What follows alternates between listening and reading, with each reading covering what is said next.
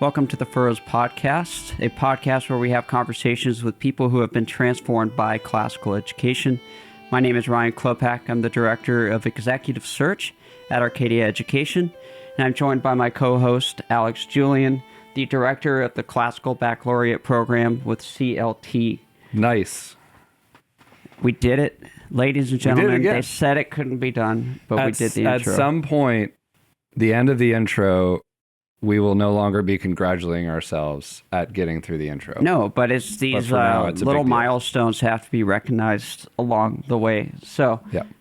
today we have Jonathan Mueller on for part 2 because part 1 was so dang good. Agreed. And we keep saying the thing over and over and over. We need to have part 2. Yes. So we're actually going to do that today. Yes. And so, if when this airs, there's some way to contact us, let us know if you want this to become some sort of long form podcast, because we keep wanting part 2. Mm-hmm. But maybe leaving you with more and having a part 2 is the way to go. So we'll see what you guys See think. what happens. So John, welcome back. Thanks for being with us. Thanks, guys. Good to be here again. Yep. So we're not going to give an introduction, because if you don't know who John is, you didn't listen to part 1, and then that means you need to go back and do that. But where we left off was John was it Czech Republic? Yes. Yeah. Yes. Good. Yeah. If you're listening to these back to back, you're like, man, he should remember. It's like 2 seconds later, but it's been weeks for us. So John was in Czech Republic, surrounded by a lot of atheism. It was an interesting place to be, a kind of a Christian who is going back and forth about his faith and asking questions. And then you had just gotten into Torrey Honors College. And so we just want to pick that thread back up of kind of your faith journey and how it's connected to you returning to the U.S. and maybe even some of your time in Europe, but coming back to Torrey. Let's start there.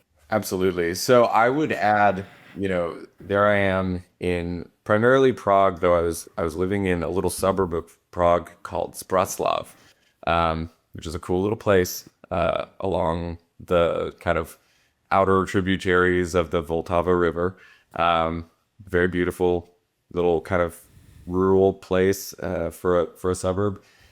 And I think it's important to point out that I'm there with, yes, many people who are atheists, who are coming to the church English teaching group, where I'm currently helping the missionary family that I was living with.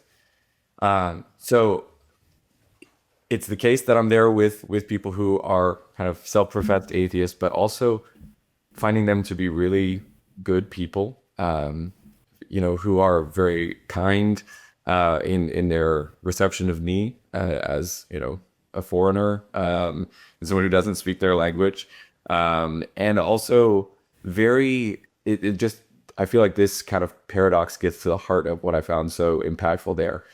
So good, decent people, very kind and receptive, who were very knowledgeable about the history of their country and a rich history of Christendom in the Czech Republic, still in many ways. So, I was there in, 2007, 2008.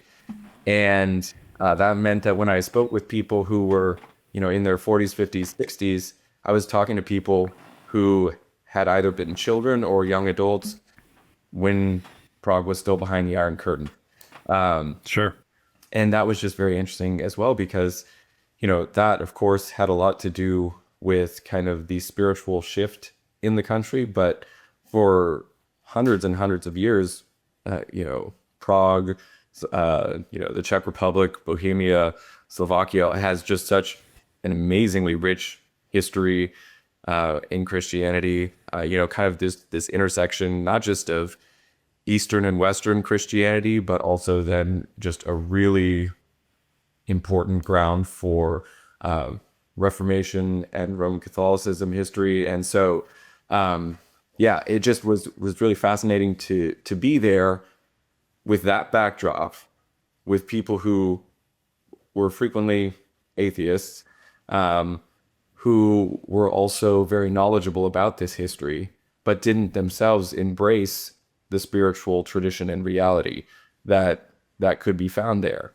And I just found this immensely interesting and puzzling, because as an American, and I still considered myself a Christian, though I definitely registered the fact that I was struggling to provide a whole account that I could articulate of not just Christian history and kind of tradition and denominational conflict, right, which is part of the history of the Czech Republic, but also at a philosophical level, I was really dissatisfied with myself of when it came to speaking about things like philosophy of science, and so forth. And I, as you do when you're a teenager, I simultaneously felt dissatisfied with myself, but then also assumed that meant that no one had a good answer, right? I kind of somehow was trying to have it both ways. Like, okay, I can't answer this question. That means everyone who says they can answer this question is dumb. Probably wrong, right? And it's just one of the horrible conditions of being, at that age where you feel, I think it's necessary to go through something like that, honestly. And oh yeah, if we do get to my work in classical education, I think it's really prompted by looking back at myself at that point and realizing that in many ways it's a terrible condition. It kind of resembles, St. Augustine in the garden, feeling exiled from himself, right? Yeah.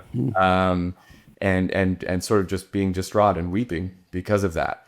So I think back on that, I mean, not to say that I have everything figured out now by any means, but I think back on that condition, that just like the immense tension that I felt, and not thinking, oh, that's bad, I should help people avoid that condition entirely, but rather thinking, wow, it turns out I think that condition is kind of necessary, but that how you get treated as a thinker, as a person, as a learner during that period really matters.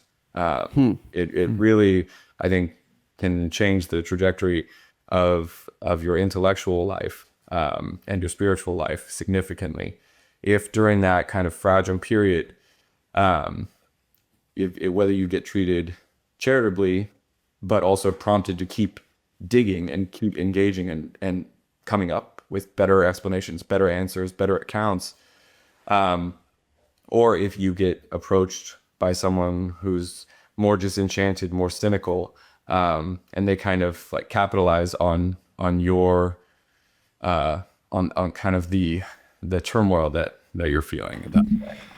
So, that's so interesting that you say that, because I mean that's the stage that most people are going into college with, right? College freshmen. Yeah. And it's like, which of those two do you think they're mostly experiencing in college? They're not experiencing the like, keep searching, there's truth out there, there's yes, things seemed simpler because you were simpler, and right, and now there's a much deeper way of understanding that, and that's part of just growing up. It's like, no, you go off to college and most people are like, they lied to you.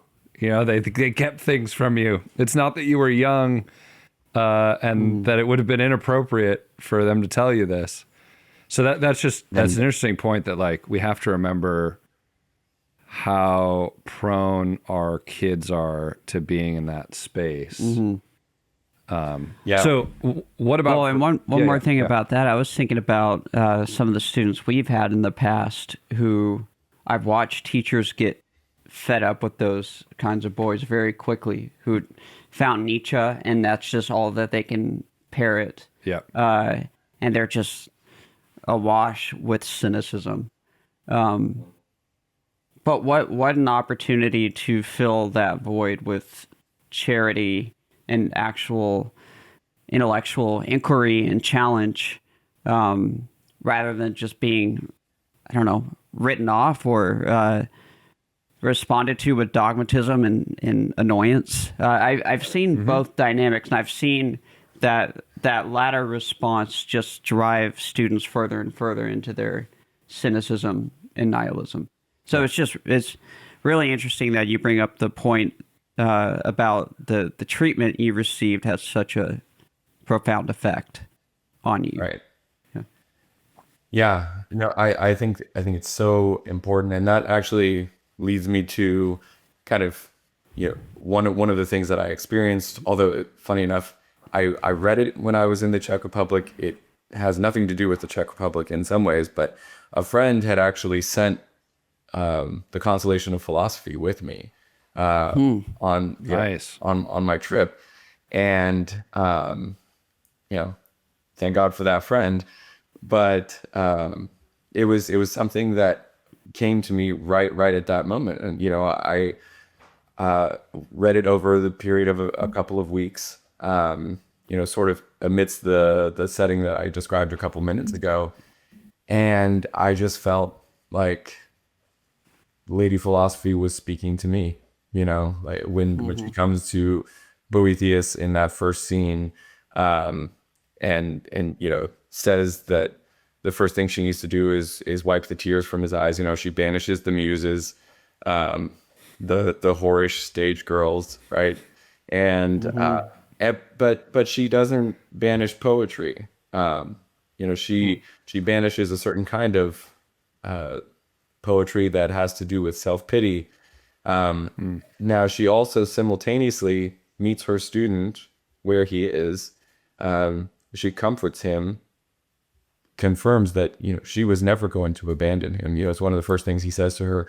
Have you come to be with me, or are you going to leave too? And she says, "Why would I abandon you, my child? You studied with me, and when have I ever abandoned one of my true students?" Which I just found incredibly moving, even as the 18, 19-year-old, and still do to this day. But that idea that, and then when I thought, okay, well, here I am having this like simultaneously amazing time of my life, but also kind of spiritually, intellectually, a very difficult time. Yeah. Of course, I wasn't having the same kind of hard time as Boethius was. So I recognized that. I thought, okay, in this, I was thinking about Torrey and going back to college in the US, if I could do a great books program. And so reading Boethius there in the Czech Republic kind of confirmed that for me. I thought, okay, if reading and discussing and thinking about books like this helps you be ready to meet death the way Boethius does, as in, we don't know exactly what the moment of his death looked like, but what I mean is waiting there in prison or under house arrest, whatever it was, knowing that you're going to die. Writing a book like that, a book that actually also helped you, but if, hoping against hope, if it got into other people's hands, could help them as well. And I just thought, that's incredible. That's the kind of trajectory I want to set my heart and my mind and my soul on, is to become the kind of person who could do that. And I don't want to speak as if I think I've arrived at that, but that is a worthy goal, in my opinion. And I thought so then, and still think so. Were you thinking about death at that age, or was it just something that was coming to mind as you were reading these books? That's just not something I think of a lot of teenagers thinking about. I don't know if I feel like teenagers do think about that quite a bit. Maybe not. How to put it? I think teenagers think about mortality and meaning more than they articulate that they actually do. And I think that's why, we were talking about that period of time, late high school, early college, being that time of intellectual, spiritual, personal turmoil. I think those are the anxieties and the issues frequently under the surface. Again, not always, saying, I was thinking about death today, and right. Yeah. well, and in part because honestly, I don't think Christian communities are always very good at inviting that kind of discussion. You know, we tend to flee death in our conversation just as much as in our lives, you know. And this gets sort of towards one of those, you know, things that I started to see in the classical tradition more clearly when I was in late high school, early college, that I still find tremendously important. You know, in the Apology, Socrates says that it's easier to flee death than wickedness. And we all know that none of us escapes death. So how much more do we not escape wickedness in our daily lives? You know, and I was just really, really captivated by that, along with, you know, something that I'm still working on writing about to this day. Frankly, I'm working on my PhD in Platonic philosophy and working on the Phaedo in particular. And in the Phaedo, Socrates says that philosophy is the preparation for death. And so to me, you know, I read the Phaedo close enough to my encounter with Consolation of Philosophy that those texts and the key ideas there really harmonized for me. And it was when I was about 19, you know, just thinking, okay, here's Socrates and here's Boethius. And Socrates is saying that philosophy is the preparation for death. Now, what does he mean by that is a really interesting question, because I think maybe to what we were talking about a moment ago, there's a certain kind of even Christian who hears that and thinks, oh, how morbid. Like, why are you focusing on that? No, we should be like filling the young people with hope.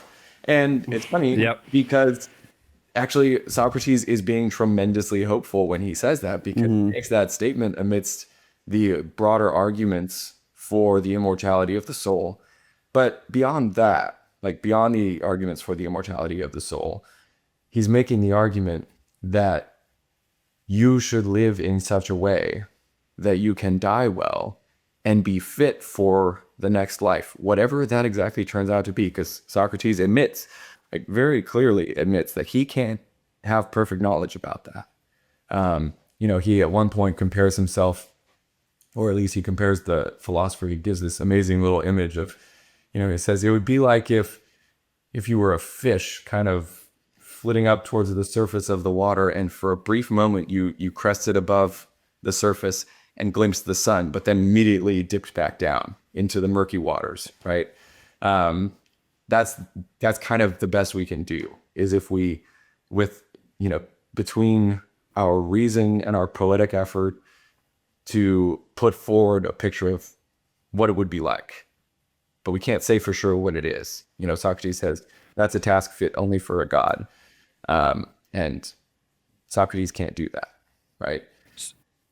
So did you feel like for you at that time, it was reading authors who were willing to talk about difficult topics that Christians often gloss over, that like pulled you back in or made it more real for you or helped to integrate you in some way?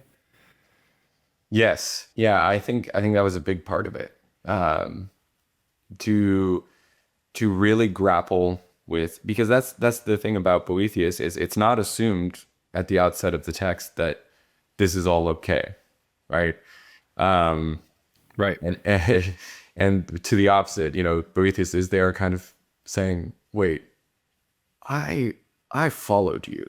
I did, you know, my best to pursue wisdom, to pursue justice, to pursue virtue in every aspect of public and private life. How is this happening to me? Like how do we account for this? How can it still be worthwhile to follow you, Lady Wisdom? And I, you know, I felt that in my own life as well, you know. And I think, again, that's the kind of thing that certain kinds of Christian parents and educators, and I should be careful about what I say because I'm a parent, but of young children, you know, I haven't fathered people through some of these teenage and young 20s issues yet. So I need to make sure to be humble about that. But we frequently shy away from, we say like, well, no, it all like, and then we might even say something perfectly true, but comes off as a platitude. Like all things work together for those who love God, who, and it's true. It's really true. But to a 18-year-old, 19-year-old in the moment, it might just sound really hollow. And so noticing the model that Lady Philosophy provides, which, first abolishing the harmful influence of the muses, right? She does that. She's pretty tough within that. She says, now is the time for remedies, not for whatever you were just doing. So go ahead.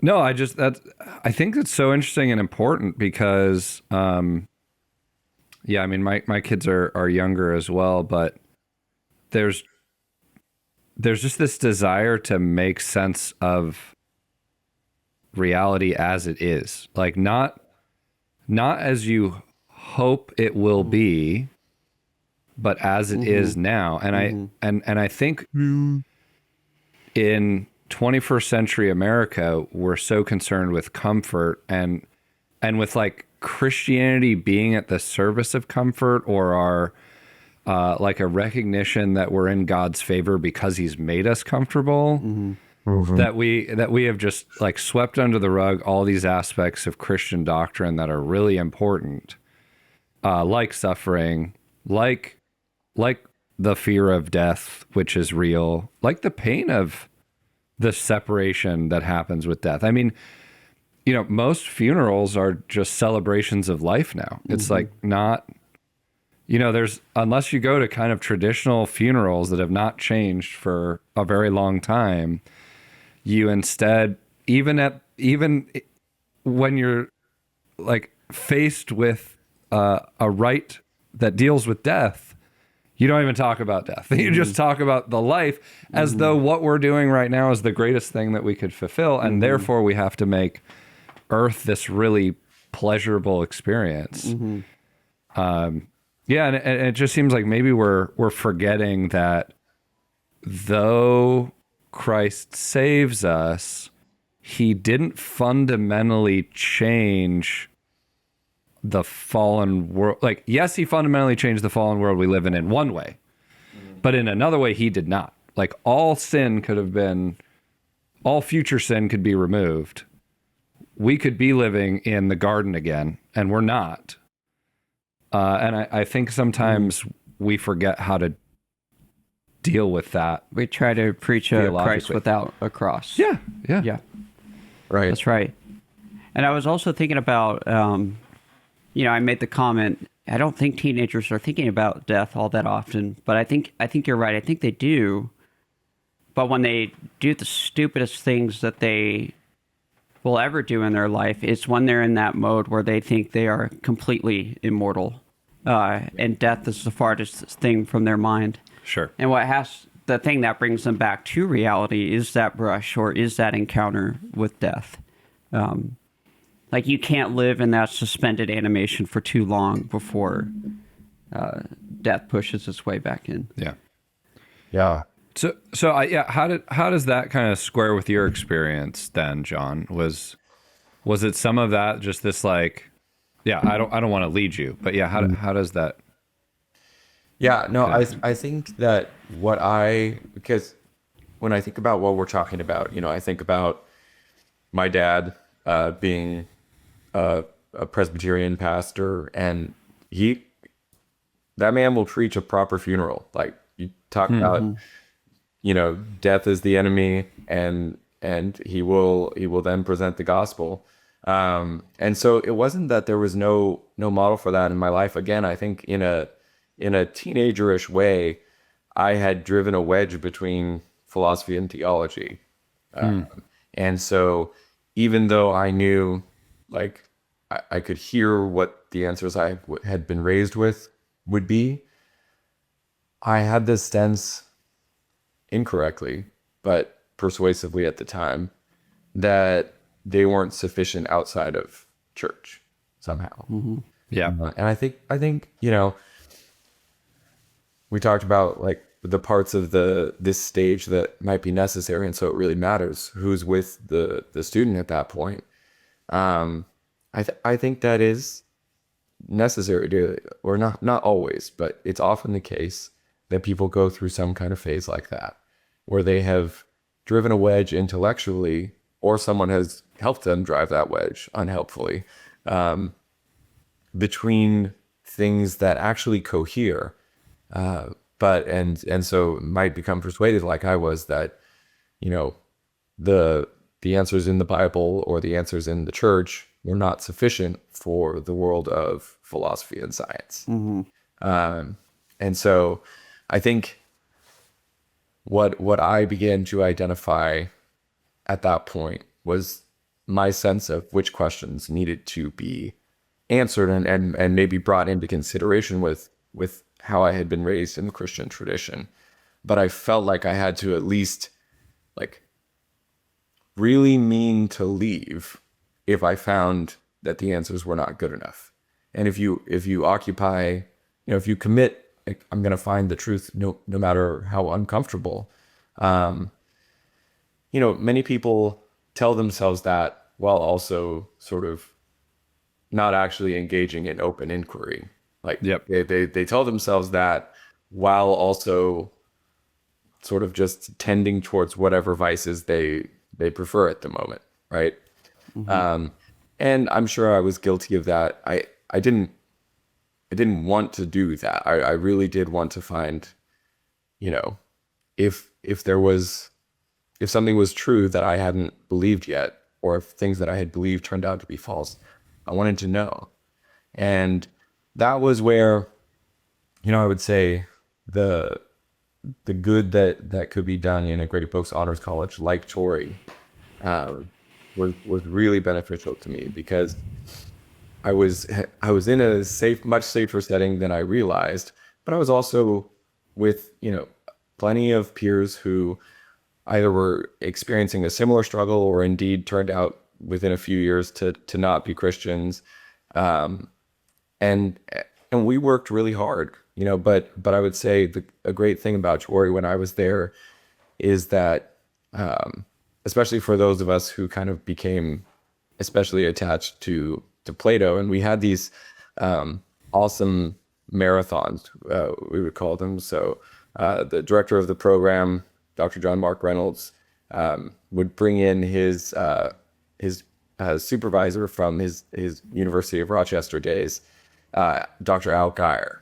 And Al is just the closest to Socrates I've ever met in person. And he passed away several years ago, but you know, so I first met him in my early 20s, but even many years after that, he would travel to wherever we were, and like once a year usually, and even if that point he was kind of wheeling along an oxygen tank behind him, and he would sit down and discuss a Platonic dialogue with us for 3 days straight.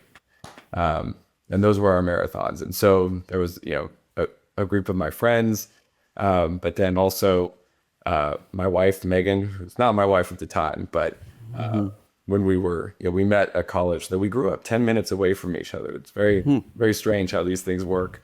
Well, we met at college and started dating about a year later.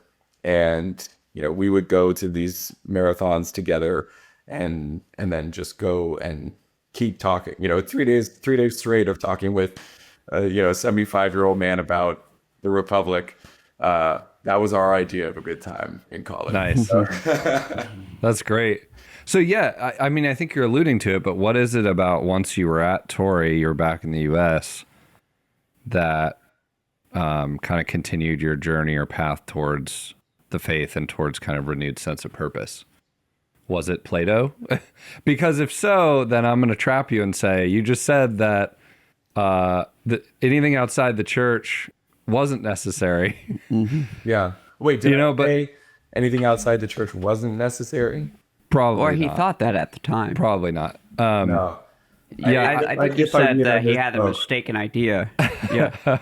Yeah, I think what I heard was this interesting thing we should tease out more, which I think is often a feeling of Christians, especially that, hey, look, everything you need is in the Bible. And I think that's true. But then how can other great works supplement that?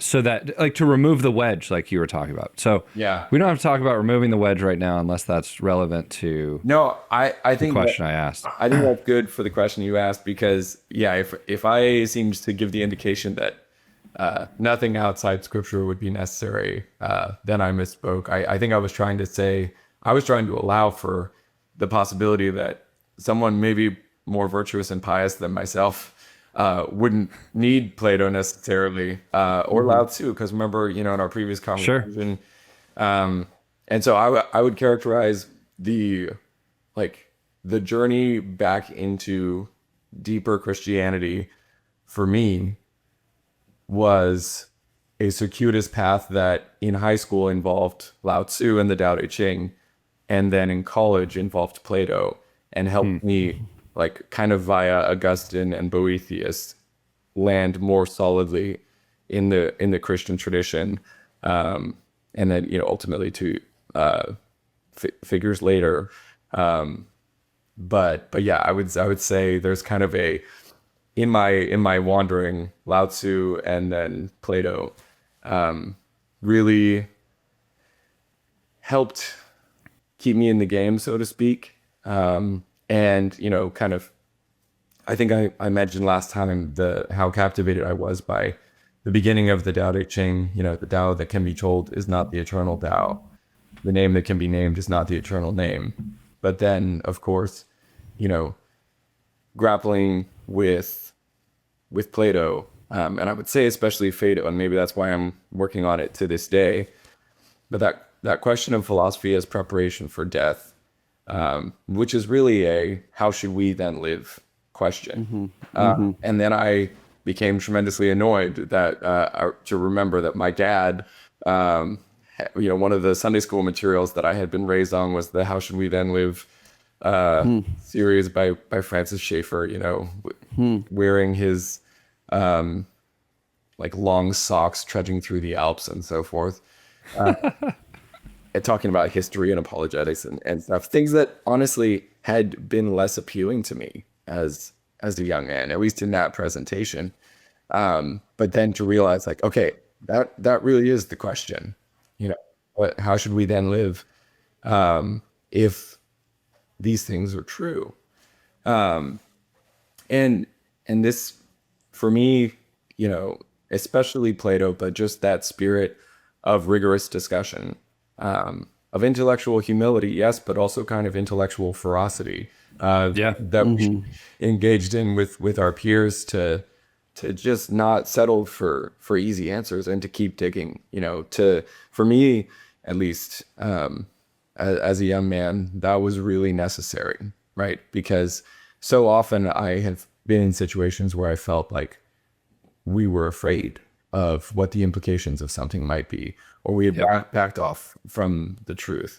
And I didn't want that. And so, what I sensed, both with my wife and our friends and many who were important in the program, was that we really could do that there, And so any program that I've gone on to work in, or found, from that point on, I wanted to find a way to, in an age appropriate way, right? Because it's different for junior hires than it is for high schoolers or college students. To foster that openness to discussion, because it's also really important. When you talk about open inquiry and discussion, there's this funny overlap between, I would say, left and right, if we're going to make some camps, where actually both parties are kind of okay with saying a phrase that I've actually used myself, though I try not to anymore. But well, we don't teach them what to think; we teach them how to. Right. And that phrase has really not aged well for me because, Yep.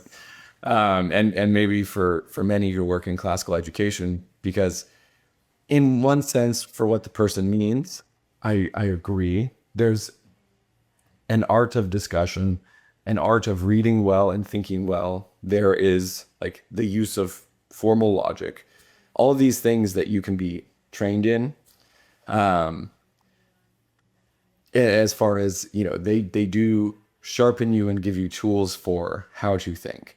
But how to think is useless if you aren't convinced of a couple of things. Namely, namely that truth. Some whats. Some really important whats. Exactly. Yeah. Some really important what to think, right? A really important what to think, if you're going to approach how to think, is truth is real and it is knowable by humans and it's worth knowing. Yeah. I mean, that's even from the Meno, right? Yeah. Like and it's put in there in terms of like, why, Socrates, why should we even have this discussion? Yeah. If we don't know, and if we don't know, how could we know? Right. And Socrates has to go through this whole story, right? Which I know is debated. Like, does he just create this story so that we can get over it and just do the thing? Because obviously we can find truth, but yeah, exactly. You have to start there. There's some sorts of,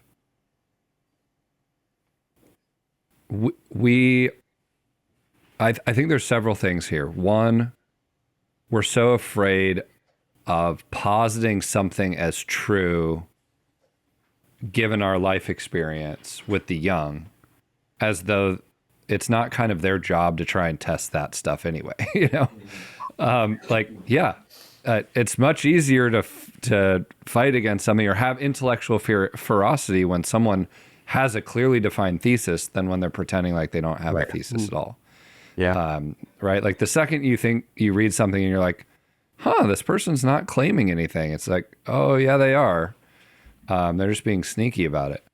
So I think that's one piece. And then I love that you brought up intellectual ferocity, because I think we also are in this spirit and age where it's like, well, we don't want to disagree because that would mean we're not friendly with each other.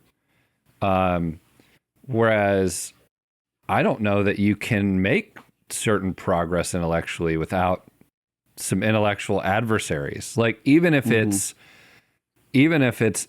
like kind of within the ring or in the sport, like we're being intellectual adversaries on purpose. We know we're doing that.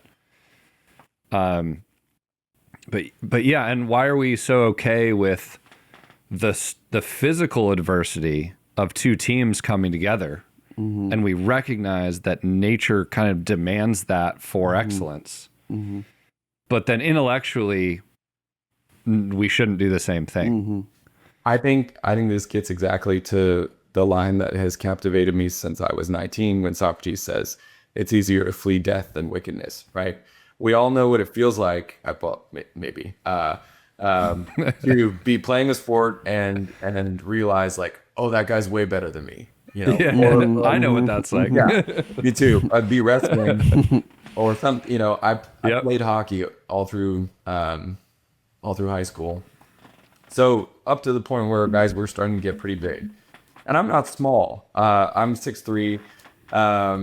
Yeah, John's surprisingly really tall, by the way, for anyone watching this. But as Alex could attest, I'm not like a linebacker build, right? I was kind of just on the pure scoring side in hockey. So I had to be fast.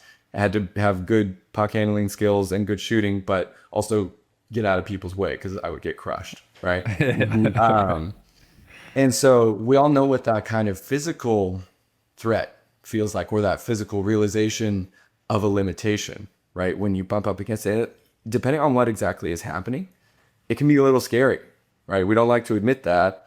But that feeling of sudden panic that you might have when realizing that someone really is like outmatching you physically. I think we feel that even more so when we realize that someone is outmatching us intellectually, like our soul feels imperiled. And so we flee, right? And so we pretend that we do not care, or pretend that it's okay to have differing opinions on this, even when we're talking about something that's literally life and death. Because we're so afraid to lose in that realm. I think in a deep sense, we feel even more at peril, right? This is why people get so defensive if they haven't been trained, especially in discussion and argumentation. When you get to do that, you can approach discussions a bit more like sparring or wrestling. Not that you should just like, I don't want to be like, I'm not advocating for like the debate bro who's just really is trying to make people's lives difficult and comes off as a total jerk. I don't mean that, but I just mean like, if we decide to switch topics right now and just start talking about church doctrine and history, I'm an Anglican. For me, and are y'all both Catholic? Some would say you've gone too far. Yeah. But we're both Catholic converts. So yeah. I stopped my way through Anglicanism. I just want to invite you in. The water's warm though. Yeah. Over here. Okay. Appreciate it. All right. And so if we started talking about that, we could all just, part of the thing we would have to do is like feel our way past the arguments that we know we've all heard, right? Now, for the three of us, where does it really, where do we really differ? And what is the kernel there? What's the thing that we could all try and get at? But especially that first part where we were sort of feeling our way past the old familiar arguments, it would just be kind of like fun sparring, right? Yeah. And we could navigate through that. But so many people, that conversation feels really threatening, right? And I think that's very interesting because I think physical analogs are so helpful when thinking about the soul. And I think it's that feeling of sudden panic, but even more hidden from view and times 10 in a way, because when it's your body, it's easy when I'm sitting here in this chair to be like, I might be the fastest man in the world. Who knows? And then if I race one train, I will be quickly disabused of that. But at the moment, I'm not in peril of being disabused of that, right? Yep. I don't actually think that either. But it's even more hidden from view in our souls, right? That we are not that knowledgeable, that we are not sound, right? This is another amazing part of the Phaedo. When Socrates is talking about the greatest ill that can befall a human, he says, is misology, and hatred of rational discourse, a hatred of the argument, essentially. And he says that it arises out when we kind of latch on to a particular argument, and then it gets disproven, and then we latch on to the next argument and sort of put all our stock in that, and it gets disproven, and so on and so forth until we form the opinion like, okay, no argument is sound, no argument is reliable or worthy, and we kind of turn into relativists of a kind. But Socrates says we're making the biggest mistake because it is we who are not yet sound, that we could become so. Like that's the really good news for Socrates, and that's the news that I felt like I saw a through line from Socrates into, that does set you up to receive the gospel.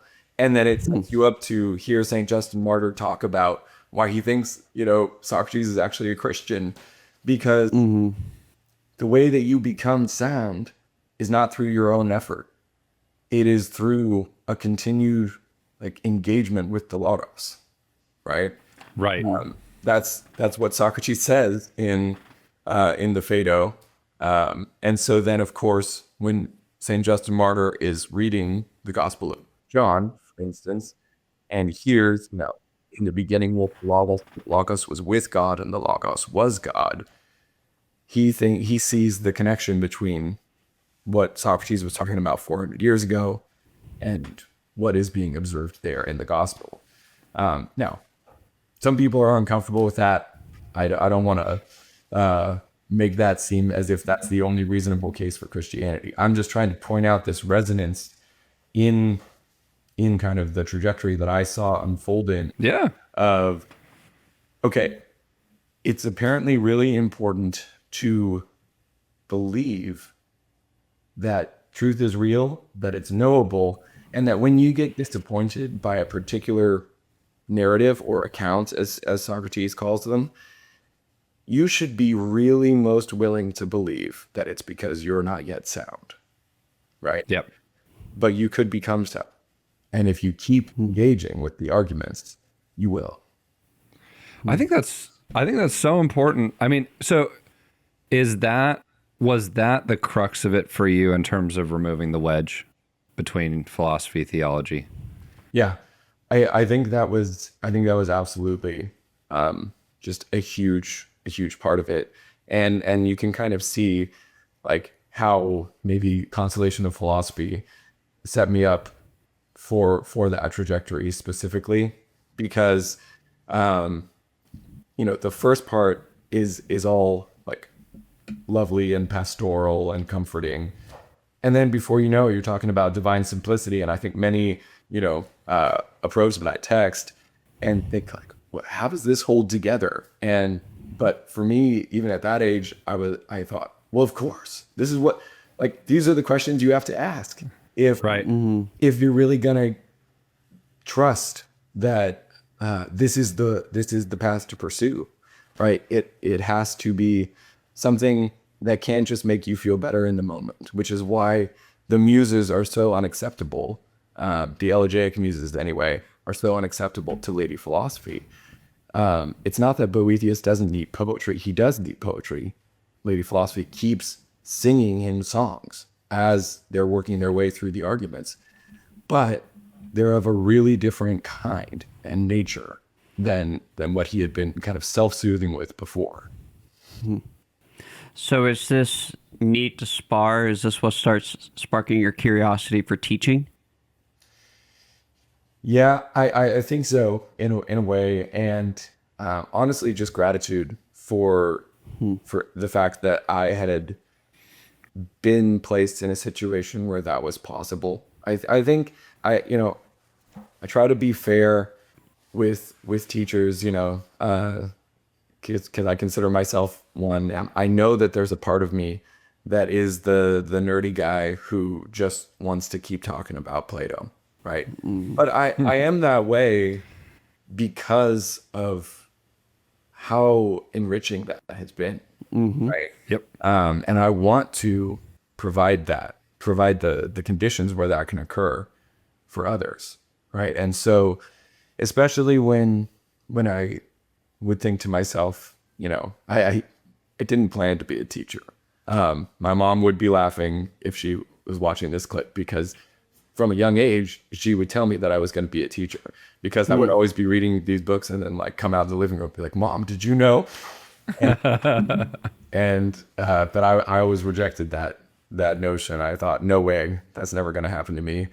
And then, and it wasn't my path right out of college. Though it was on my mind, I kept thinking like, okay, what can I do to provide a great books education for not just college students, but maybe younger students as well, who if you don't get exposed to great books and discussion before college, it can be really hard to catch up and have an appetite for that, right? And so just also thinking about like how much I wish I had come on some of these things sooner in my life. So I was thinking about it, but no, right out of college, my main goal was to marry my wife. And so lots of people are figuring out grad school or internships in their senior year. And we were just planning like, okay, how do we get married and find our trajectory out of Biola. And it's just so funny. It's tax season these days. And my wife was just asking me for W-2 stuff from work. And she texted me back a little bit later and said, I was just looking at our historical W-2 statements, and our combined income the year after we got married was $45,000. Wow. And I just, I hadn't thought of that in a long time. I mean, we all have stories kind of like that. Oh yeah. But, we were so happy Yep. because we didn't feel imperiled by the fact that we didn't have jobs figured out.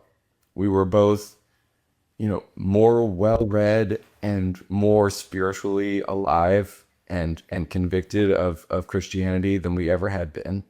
And so in a sense, we thought, okay, item number one really is get married and start a good life together. And after that, we'll see, so, okay, that seems so simple and true, but it's not.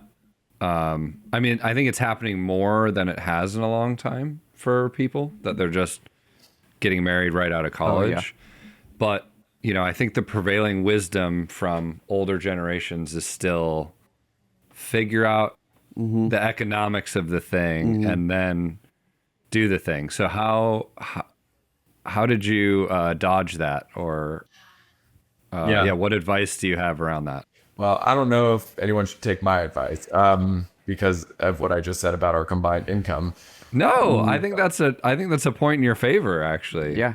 Plus, just let's remember that wasn't 45K in 2025. No, which is now like 20K. Yeah, right. But anyway, that's not the point. But no, really, what's the advice there? Yeah, I mean, I think there's the C.S. Lewis line that comes to mind. I know it's not about marriage and material goods; it's actually about God and material goods. But I think there's a principle that we can use here. He says, if you aim for the second thing, you will neither get the second thing nor the first thing. But if you aim for things, you will get the second thing thrown in. And I think there's a deep cosmic truth to that, which is not the assertion that our lives always go pleasantly well, right? You have to take a long view of things for that to be accompanying and true statement, I think. But that kind of goes back to the philosophy as preparation for death. Like that again, something you have to take the long view about. And when you do, man, it's really, really helpful and sound. So, I mean, for me, the exercise was, okay, what's the first thing right now? And honestly, I had a bunch of friends and, I was connected with some alum who were a little bit older than myself. And I think they thought I was nuts or a failure or something like that for a little while there, honestly, because the rest of them were doing the smart thing, like conventional wisdom on this, like grad school, internships, the clear professional trajectory. And to their credit, those things were hard to do. They're worth doing. It shows well of them that they were approaching it in order to also set up often, a solid family life. And John's so gracious, isn't he? Say that again. He's so gracious for the people who are like doing the opposite thing. That's right. Yeah. Well, they fed him, so he has to be. I know, because I did a very similar thing out of college too. We made no money, got my degree in philosophy and Christian studies, and we were dirt poor. There were all these people who were more, earthy minded, and they were at the hands of Providence. That's a good point. So that's a good point. Yeah. Well, and I know my path is kind of strange, and so here's like I'll give this one like just the unvarnished assertion. You really should prioritize people in your life over careers or programs or something like that. And so when people don't do that, I have way less patience with them. But there's kind of the the Socratic like here's the crazy thing. No one is consciously thinking to themselves, And now, as I do my erroneous and damaging thing, Right. I'm so right about X, right?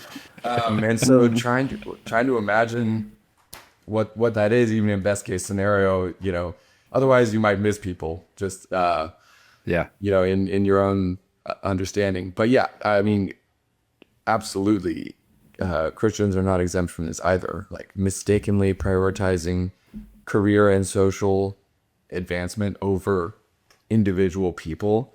No, that's yeah. And so for me, the simple answer was Megan is the priority, right? That's where we start. And it turns out, no, I don't think I need to make lots of money right out of college in order to do right by her. And fortunately, she didn't think that either. Things could have gone differently, I suppose. That does help. Yeah.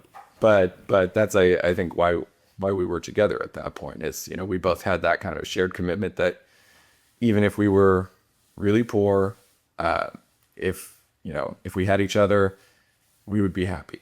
And that proved true, and so even on into like when we started to have kids, we've got 4 now, 2 boys, 2 girls, 9, 7, 4, and 2.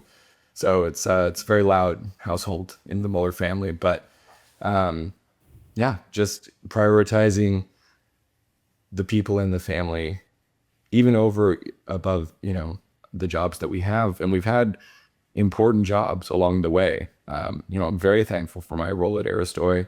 It's my first CEO role. Being a superintendent is, it's a weighty responsibility, but I also have a strong conviction that my office and even my institution is not more important than the people in my life. Yeah, that's so important.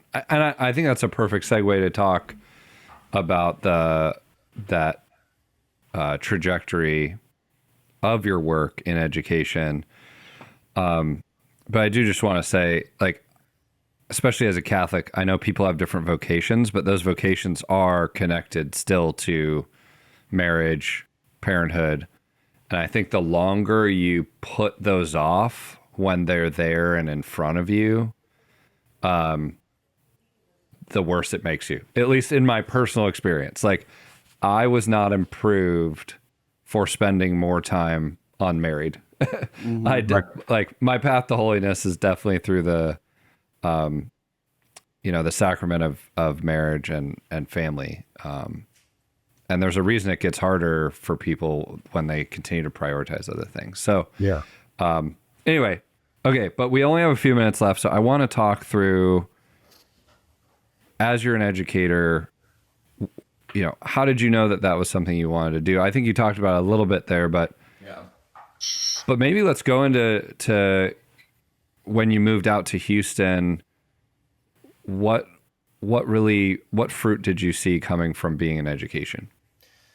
Yeah, so I was really fortunate, to come out and work at Houston Baptist University, but to work with a couple of people to start a dual credit program, a dual credit great books program for high school students.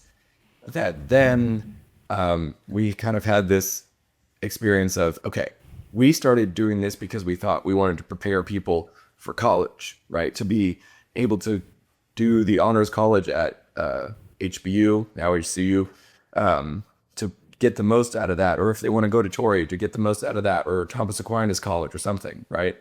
And then we thought, okay, we didn't catch them soon enough. We got to expand this out into a junior high program as well. So I designed this whole 3-year sequence called Intro to Great Books, and that was my primary teaching role for a couple of years, and then I would also teach in high school in the dual credit classes, but for a while junior high became the thing that I was most captivated by. I know that sounds strange, because most people don't find themselves deliberating between, okay, should I go to grad school or should I teach junior high?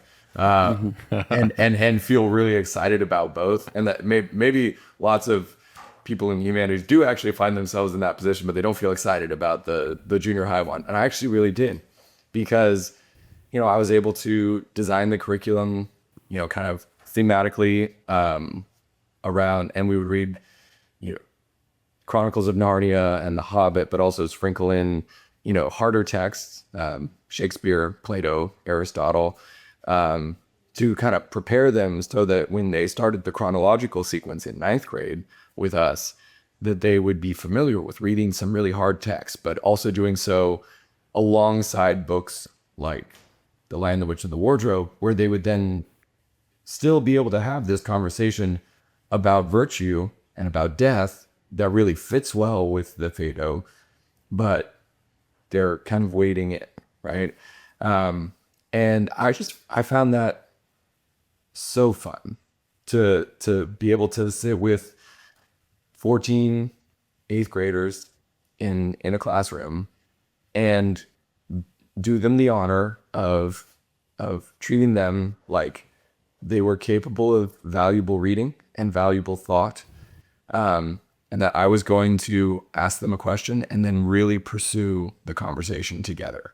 And I found that they responded well to that as well. I know, junior hires have a bit of a reputation, even amongst experienced teachers, but, and I don't want to make it sound like, well, I did it perfectly and everything's fine. But like teenagers, later on, they are capable and they can respond when they can tell that you're teaching from a place of, one, that they need to know that you know the stuff. So you have to be able to show them that every once in a while. But they also want to know that you are going to take them seriously and into what they say, right? And so for me, since I was approaching it from a place of, okay, what this is about when we read the Phaedo or when we read the Chronicles of Narnia, this is about the formation of our souls, right? I wasn't concerned about they didn't understand the foreshadowing that happens in chapter 13, right. Though they should, right? If we do get there as well. But what it's primarily about is the formation of our souls through a worthy text and a real discussion with other people who are made in the image of God, right? And that's what I found just so, invigorating for me in teaching. But I could also tell that for many of the students I was in the room with, they felt like they hadn't really had an opportunity like this before. Yep. And had you seen middle schoolers do this before, or was this just something you were testing out and you had the conviction that they could? Yeah. You just wanted to see? Yeah, I know. I had never observed, and it's probably a good thing that I had not observed anyone do that before, because I might have thought, oh, it can't be done. But when did you know that it was working? I would say, well, it's funny. There's the part of teaching where you don't actually ever know that it's working. Right? There's a good story about I think it was Jim Harbaugh. He was coaching college at Michigan, right? Anyway. Yes. Okay. Yes. I think that's it. And there's this anecdote. I'm from Arizona, so I don't know much about the rest of the country. Yeah. Well, I was getting the other Harbaugh brother in my mind, but that's right. Yes. Yeah. Well, I think it was Jim, not Mark. But anyways, regardless, he, someone who had graduated recently, kind of came for a visit, and had been on the team maybe just a couple years ago, and he came into the locker room. Everyone's filing out to go take the field for practice, and he says hey coach, how they doing this year? What kind of team we got? And Harbaugh apparently said something like, oh, I don't even know what kind of team we had when you were on. We're going to be able to tell when you were all fathers and husbands. That's when we'll be able to tell how good a team it actually was. And I think that's great. Nice. I don't know anything much about Harbaugh aside from that anecdote, but I like that. And there's something very, very true for teachers in that as well. Sorry, Ryan, this is such a long answer to a simple question. I felt like it was But working. he likes British things, and that's the British way. That's the British you way. know? Yeah. So in a simple way, I felt like it was working immediately, right? Right. Because I just did it. Yeah. You can tell. You can tell. I think that's the exciting. We've all taught eighth graders in here, and I think the exciting thing about them is, whether they're interested or not, pretty much right away. Oh yeah. Pretty much right away. That's the whole game. Because they have no interest in pretending if it's not working. Yeah, maybe that's what I mean, because I saw that you get a front with most of them, and well, maybe not most of them, but a lot of them, and they many of them enjoy putting up the front that they don't care or they're not interested. And if you can just catch them off guard with something that's surprising or interesting or beautiful, they can't help it. The guard drops. So that's what I'm wondering. Do you have moments like those where you noticed, oh, the guard's down? Oh yeah. No, one of my favorite moments as a teacher, and I guess this is bound to happen. Like, you're bound to have some really good moments in year 1 or 2, just to, God probably sends you those special delivery just so that you don't completely lose hope. And Yep. there was this. We were having a man who was thirsty discussion. So that was with 8th graders, and we started talking. Are you guys familiar with the text? Yeah, Chesterton. Yeah. Yep. So the subtitle is A Nightmare. So the man who was thirsty, a nightmare. And it's a strange book about, secret police and all kinds of intrigue and political agendas and so forth. It's a lot of fun. Everyone should read it. But there's this figure in there who maybe is supposed to kind of be the God figure of the story, right? Whose name is Sunday. And I asked a question about Sunday. Now, Sunday does all kinds of disturbing things in the novel, because maybe the novel is kind of riffing on the book of Job a bit as well. And so Sunday, as a God figure, does things that are really unsettling to some of the main characters at numerous points. And I don't want to spoil anything, but I asked a question about, whether Sunday has a plan. And they started just falling back on hilarious platitudes about, God always has a plan. But which is, again, it's all true. But in the face of the events of the book, you sound crazy if you say that, right? Because saying that Sunday clearly has a plan is at least a really fraught assertion. Like, you're gonna have to do some work to back that up. And so I was, just remember sitting there being like, this is insane. They're all defaulting to, they're not thinking right now. They're defaulting to the kind of platitudes that they've heard and sort of received as well, this is what you say in this kind of moment, but they're not thinking. I was like, what do I do? And so they had all handed in these, homework assignments to me. And so as we're carrying on the discussion, I kept engaging them, looking them in the eye, asking them clarifying questions. And I just started ripping up their homework and rubbing it into balls and throwing it at random people who are not talking. And no, that's an 8th grade flex move right there. Yep. Well, you have you have to do stuff like that. Yep. But it was actually and I don't always have good ideas like that, but it was exactly right for that moment. Yep. Because at a certain point, I just had to be like, guys, do you trust that I have a plan right now? All right. Is it all going to work out for your benefit? Whatever it is I'm doing right now, is it okay? And they were just kind of stopped in their tracks. They didn't know what to say. And that was what we needed in that moment to be actually able to progress and dig in to the text, because they had to be shaken out of whatever weird default answers they were providing. And it's funny because it's awesome. it is not my goal at all to scare or disenchant young people in those kinds of conversations. I actually want them to leave those conversations more hopeful about the truth than they ever have been before. But you have to be willing to shake them out of lazy thinking. Mm-hmm. Yeah. Yeah, I think that anecdote hits the heart of what we've been talking about this whole time. That the platitudes are just another form of not being willing to engage, not being willing to play the game, and confront something that ultimately will really bother you at some point, right? So like you simulated it there in the classroom of like, hey, you just worked on this thing and I'm doing this really unjust thing to you.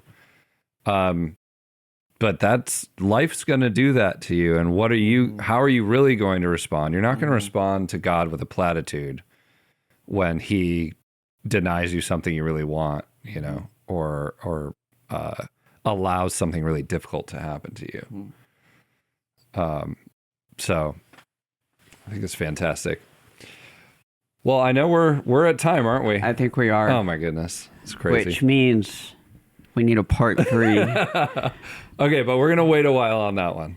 We're going to wait a while. Well, yeah, I think so. But this has been so much fun. John, for sure. Thank you again for coming on, putting up with us and going for 2 rounds of this nonsense. But it has been an absolute joy to be on the other end. Aristotle is so lucky to have a leader like you at the helm who is so well-formed and so educated, but so humble and hasn't forgotten what the 8th grader is like. I'm so encouraged about where this institution is going to be going in the next several years. So, appreciate it. Thank you for this time. Yeah, thanks. It was great talking with you guys. And let me know about part 3 someday. Look forward to it. Yeah. Or the whole long-form podcast that everybody is going to vote on and say, yes, that is what we want. These are too good. That's true. Yeah, we'll do something like that. We'll see. All right, you going to close this out? Yeah, and that does it for another episode of the Furrows podcast. Thank you for checking in. We'll catch you next time.